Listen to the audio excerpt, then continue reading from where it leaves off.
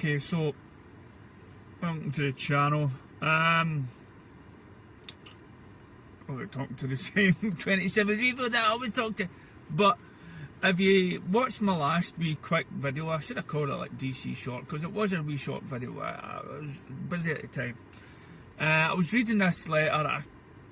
It doesn't really matter who it's from and whatnot, but somebody told me John Campea had read it out, and it was like a sympathy for Josh letter. And I don't know, afterthoughts, as I say, I read it out and filmed it and whatnot in the last video. I'll put a link at the end of this one, but you can always check. It's on my channel for it anyway. And it goes on about saying how the Avengers movie was a totally different experience to the Justice League. Well, that is basically because it was, Joss Whedon was put down as director of that movie. He was directing the film.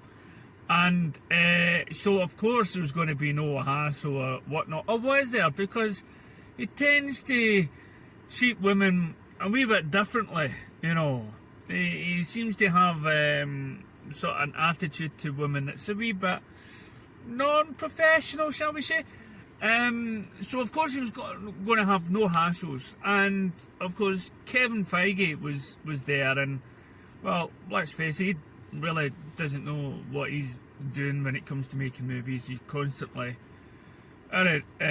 says, he takes inspiration from other movies.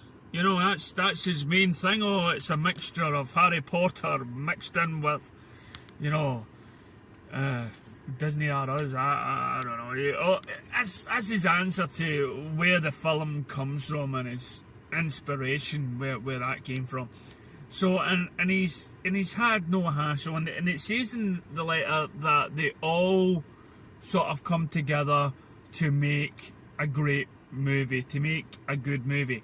Now, you may differ from me, but the Avengers movie for me just felt like a TV movie. It wasn't a great one. It was the first of its kind, hence it was successful because it was a team up, and in order to tell a sort of plain story, it took many years and solo films later to actually make it. So of course, and by that time you're already brainwashed thinking that this was the bee's knees, but nobody really talks about the Avengers movie, do they? I don't think anybody really talks about any of the Avengers movies. So you've got that in place.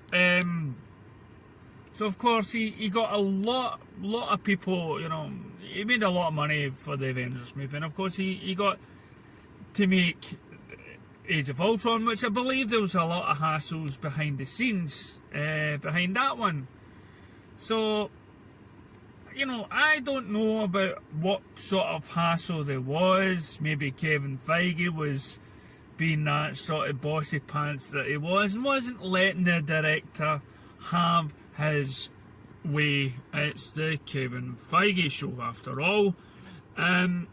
So when he goes onto the set of Justice League,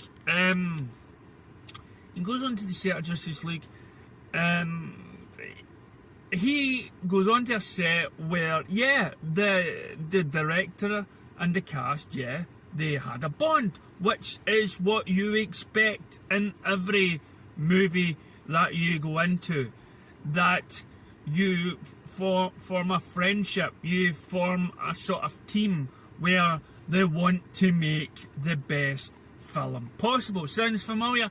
Yes, it's the Avengers movie all in all. So when this director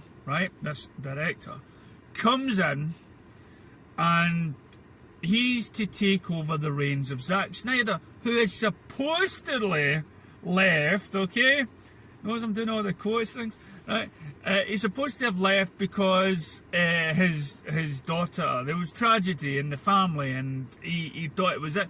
But he didn't leave under those circumstances, and I'm tired of listening for somebody to say that was the reason why Zack Snyder left. No, the reason why Zack Snyder left was Warner Brothers. It was John Byrne, was Jeff Johns was, all those other people involved, anyway, the studios, whatever, you can say they were guilty or not, there were a lot of backstabbing involved. So they sort of got him out and moved Joss Whedon in. And the fans and the cast were supposedly told that a lot of respect was going to be given to Zack, that it was still Zack's movie, not much was changed, Joss Whedon was just there to guide the film to completion, even though Zack made just about enough for a few movies. So whatever completion was they thinking of when they had enough there for 3 movies. So then of course we hear that the composer, the music guy, has gone and he's bringing in his own. And of course people even from Collider, was it John Snaps, the man that passed away? I'm not sure. He'd actually said at the start that well, no, a new composer means it's a new film. This isn't the Justice League with Zack Snyder. A lot of people didn't agree with him. A lot of people were putting on hopes that it was still going to be Zack's film, but then within the first couple of minutes you realise it wasn't. So of course you had this what is that? So you had all this cast, and they suddenly realising that, wait a wee minute, this is stupid for this character to do this. This is bad. You know that scene? I mean, I remember watching Games of Thrones before the last season aired, and you saw the disgust in some of the actors' faces who knew the film and who knew the last TV series was going to be bad.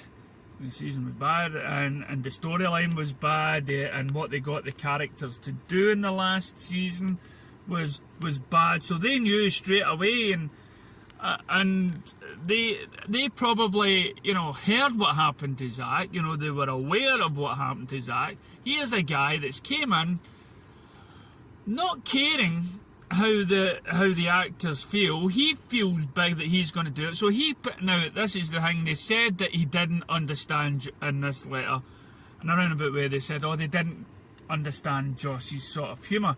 There's people I know in the work industry that have a dry sense, and believe me, they've got to wake up and realise that not a lot of people like that put down sort of attitude, don't think it's funny.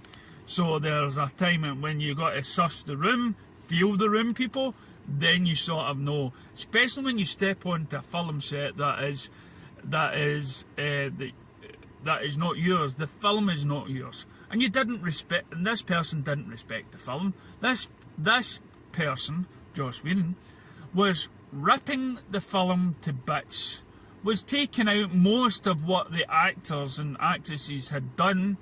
Had spent many months working on, and so of course they felt like, no, this is not what I signed up for. Ben Affleck is saying, I don't really want to do this Batman.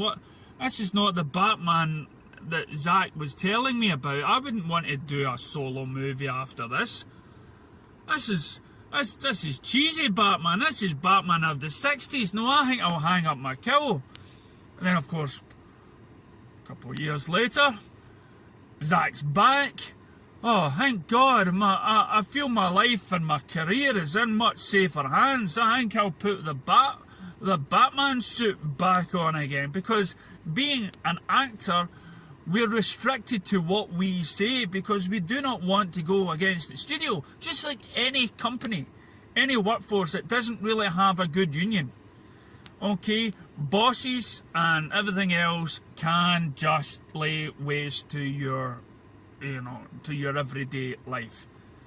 A work that you love, and you get treated like shit, and you have this person that just comes on board, gets Gal Gadot to do something that's really, unprofessionalism.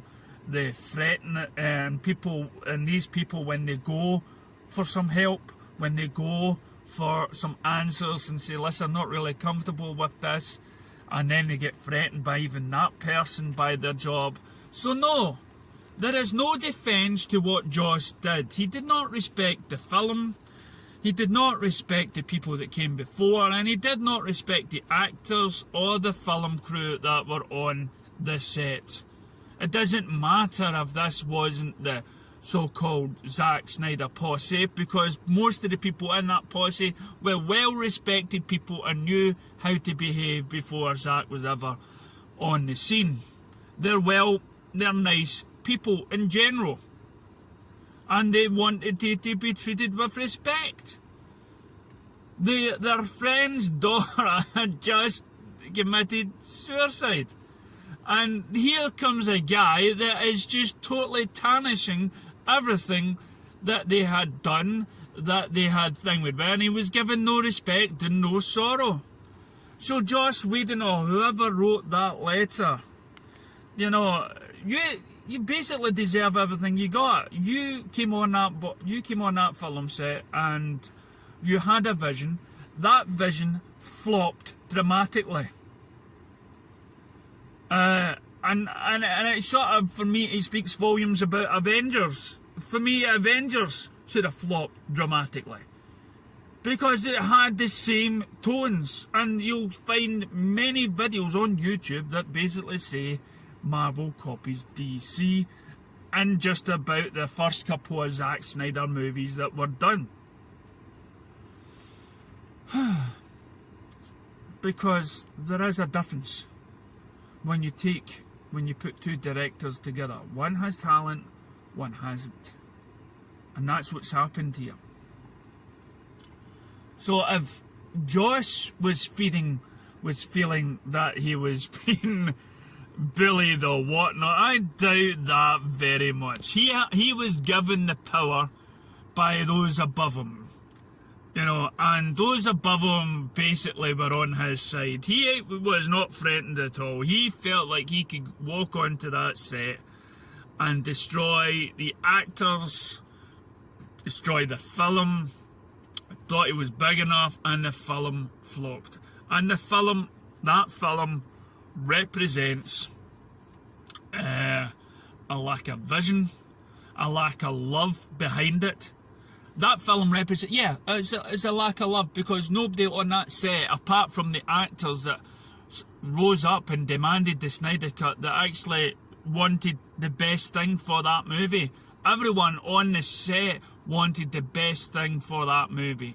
And when you see somebody tearing it down and to create a Frankenstein monster, then, but you know, that is like, as I say, your gaffer coming in, a new gaffer coming in and totally undoing all the great work that you have just done. So no, there is no defence for anybody. Joss Whedon, Jeff Johns, John Berg, or anybody that was involved in destroying months and months of work by film, crew, actors and directors and all that sort of stuff. So thank you. Leave your comments down below.